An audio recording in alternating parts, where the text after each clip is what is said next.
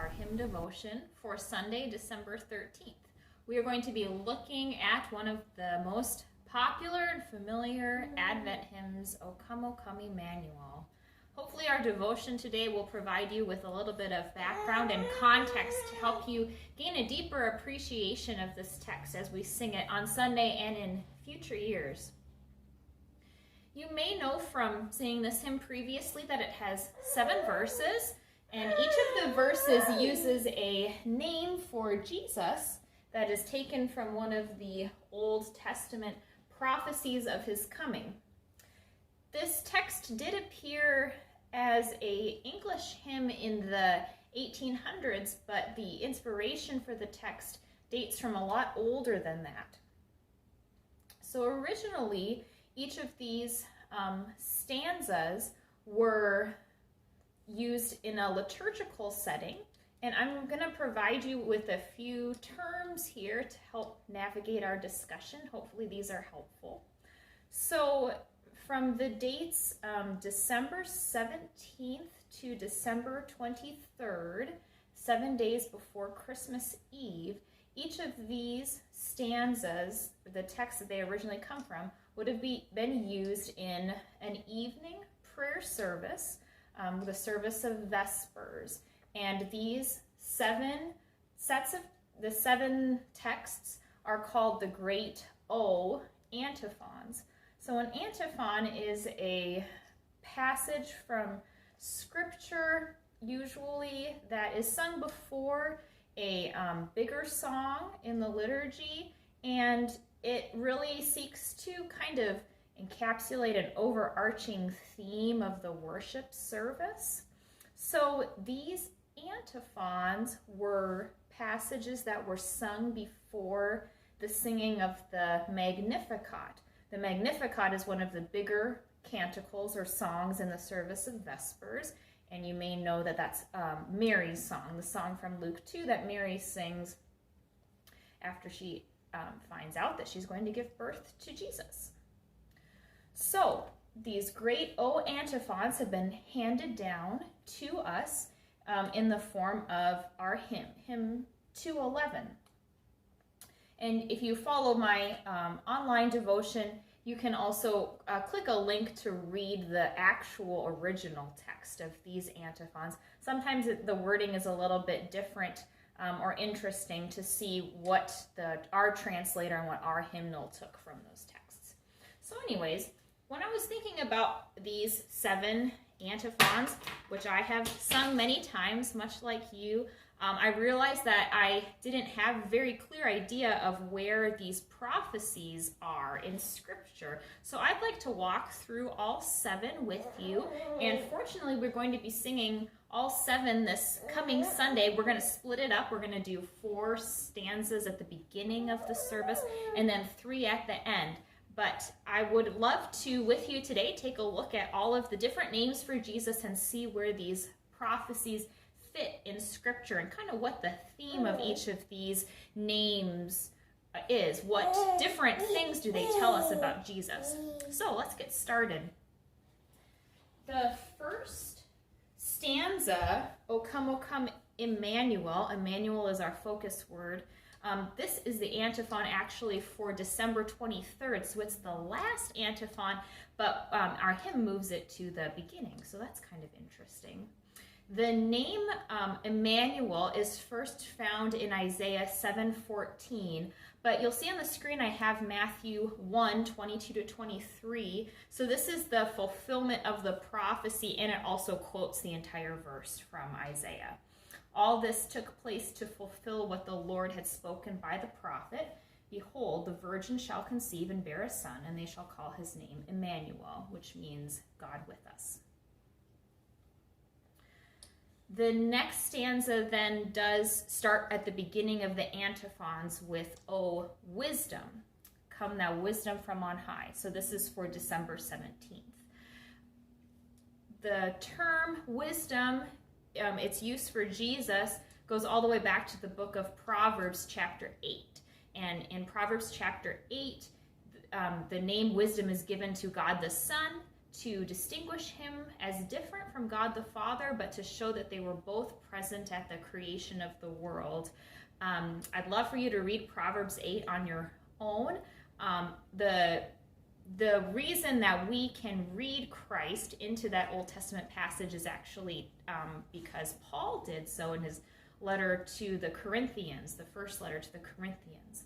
So here's that passage for you to contemplate.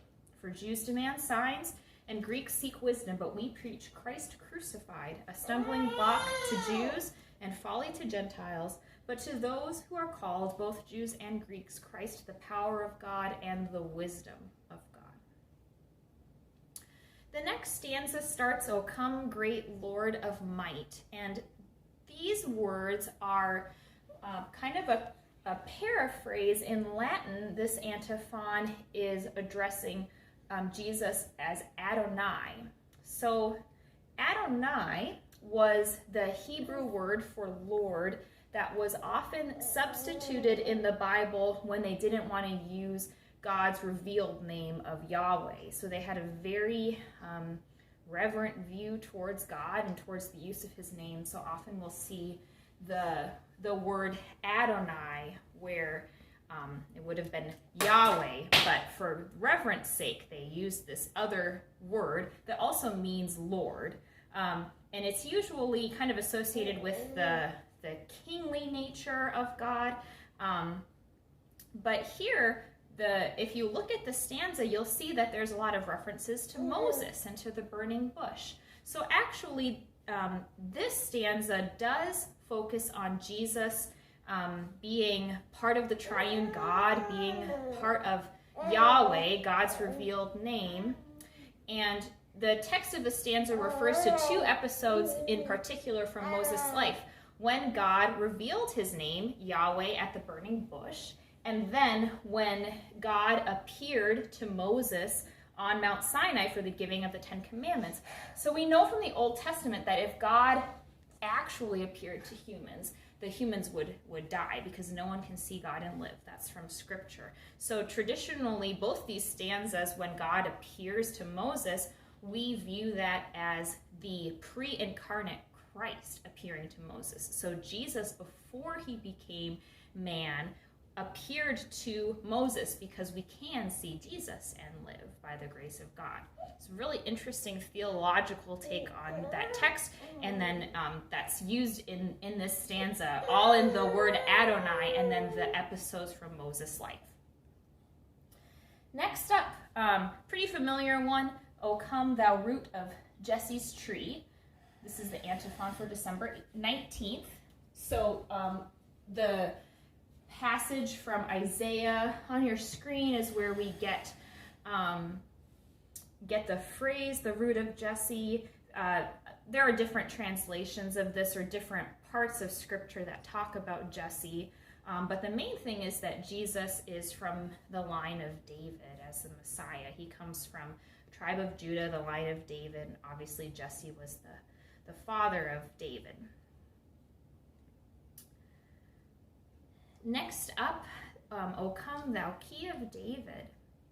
So this phrase first appears in Isaiah 22 in kind of an obscure story, but more clearly we see the phrase key of David reinterpreted in John's Revelation, all the way at the end of the Bible in Revelation 3. John is addressing the church at Philadelphia when he says, "And to the angel of the church in Philadelphia write the words of the Holy One, the true one, who has the key of David, who opens and no one will shut, who shuts and no one opens."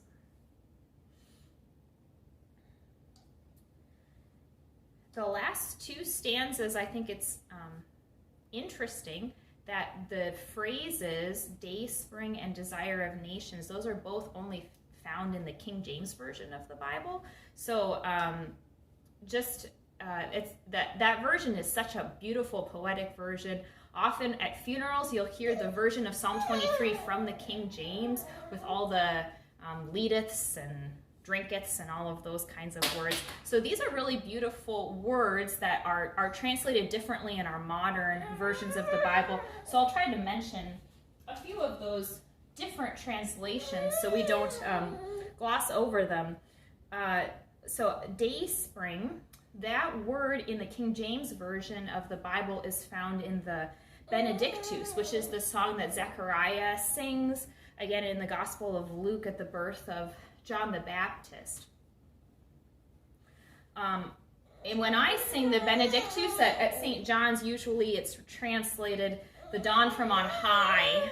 So we can think of the morning sun or the morning star. All of those are different translations of this same word, really signifying Jesus' triumph of light over darkness.